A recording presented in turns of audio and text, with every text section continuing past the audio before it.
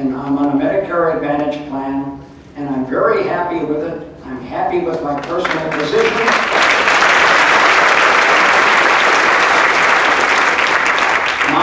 My bottom line question is, will I be able to maintain this, or will the government interference drive me to a plan that the only thing you could say for it is so far we spent several $1 trillion and haven't gotten anything for? I know the bill hasn't passed, but I mean, and when every time an objection comes up on the points that are printed already, and it turns out to be something kind of sour, then the president gets up and says, well, we're not going to put that in there.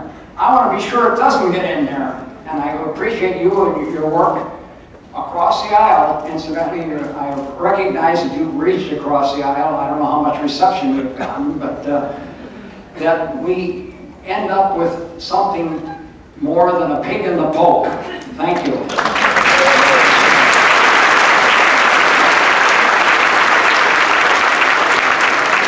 Well, I'm always honored to be in the presence of the greatest generation, and I thank you.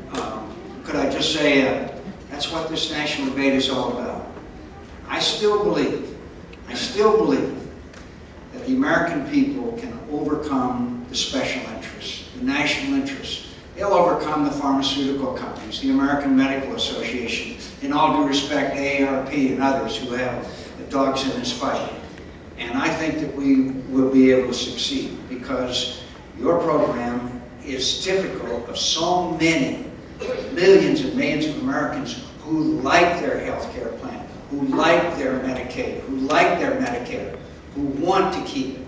So our job is to get the costs down, which, as you know, is double-digit inflation, and at the same time preserve that same quality of health care, which America has in some very small way repaid you for your great service to this country.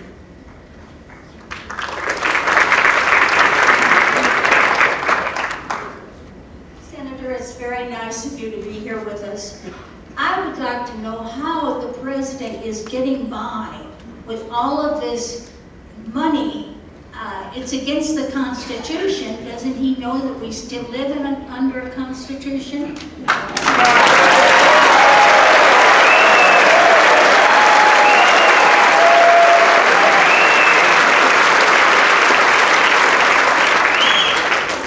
I'm sure that he does. I'm sure that he does, and I'm sure that he respects the Constitution of the United States. I really do. I'm absolutely convinced of it. I just believe, my friends, that there is a fundamental difference in philosophy and about the role of government. That's why we have competition for public office and competition amongst parties and competition about different ideas and visions for the future of America. I am convinced the president is absolutely sincere in his beliefs. But wait a minute, he is sincere in his beliefs. We just happen to disagree, and he is the president of the United States, and let's be respectful. Yes, yes.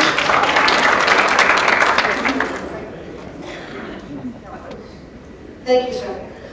And by the way, could I mention that I still want your sympathy for the mothers of Arizona, because Arizona is still the only state in America where mothers can't tell their children that someday they can grow up and be president of the United States.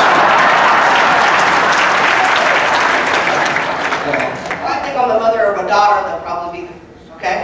Good. We don't give up hope. No. I'd like to tell you that I agree with what you've said today, but I want to know how. Thank everybody for being here today. What do we do? Tell me what to do. You see that list right over there? We need to have malpractice reform. We need to have outcome-based treatment for patients. We need to have risk pools for those who have pre-existing conditions. We need to have long-term reductions. We need to have incentives for wellness and fitness. We need to reward people for not smoking and for wellness and fitness. We also need to check into what the school lunch program is. We can do a whole lot of things. That's what we can do. I want to be involved. I want that to happen. That's why we're all here today. Yes. Okay? Yes. But see, I don't vote for the public or government option. You do. We want to know how to help you. Thank you. Thank you. By doing exactly what you're doing today, participating in the most fundamental and I think the most valuable part of democracy, and that is participation by our citizens in the process and making their wishes known. And I repeat again, I still believe if it had not been for the veritable uprising of people all over this country about these proposals that were about to be rammed through the Congress, we would not be here today still discussing it. We'd be lamenting it. So, yes, in the back. Yes. Yes, ma'am. Good morning, Senator. What I want to say is, first of all, some input from a constituent and a question to follow. Input on the, I guess it's Plan B, where we're going to have nonprofit co-ops instead of the public option. Thank you to J.D. Hayward for telling us exactly what that means. He said they're going to be called GSEs, government-sponsored entities. We know what those are. They're called Freddie Mae and Freddie Mac. Senator, we don't want to be having a health care bailout in 10 years. They're just another means. So no co-ops. We want typical, what we have now, private enterprise. Thank you. But secondly, yeah, could I answer that and then you go to second one real quickly? Secondly, one, I agree with you, number one. Number two, if you want to start a co-op today, you can start a co-op. So really what they're talking about is a backdoor entrant into a government-sponsored health insurance. Go ahead. What will make any health care reform a non-starter, what will shoot it down from the beginning, is failure to exclude illegal aliens from the country.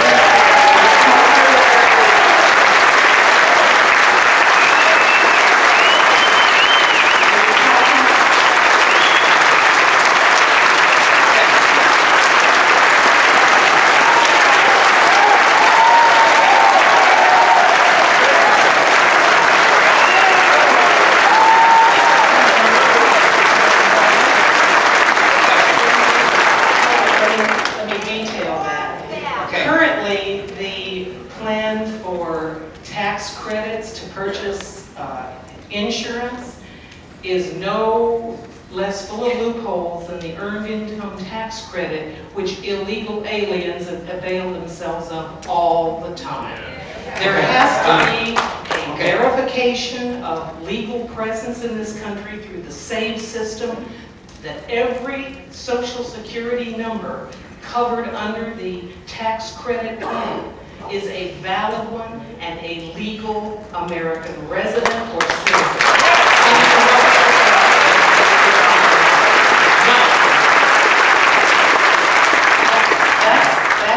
That's the input, and my question is this. I knew we'd get here. The idea that the president can appoint 30-plus czars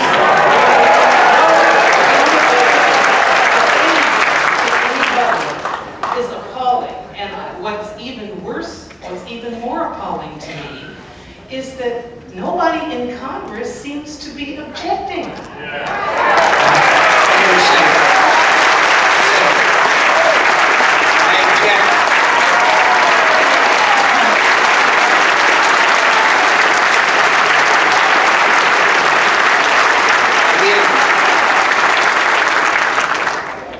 They have now more czars than the Romanovs had. So it's a way of getting around the confirmation process of the United States Senate, which is examination of people's records and whether they are qualified or not. It's been done before but certainly never to the degree that this has been done. And it's funny you mention that, because I think it causes a significant breakdown in the